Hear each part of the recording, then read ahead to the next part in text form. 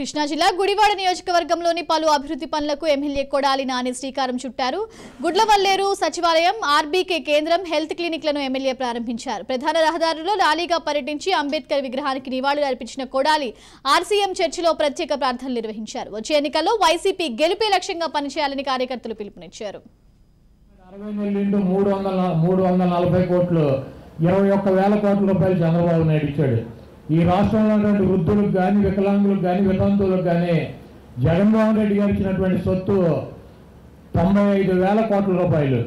చంద్రబాబు నాయుడు ఇచ్చినటువంటి డబ్బు 5 సంవత్సరాలు 21,000 కోట్ల రూపాయలు.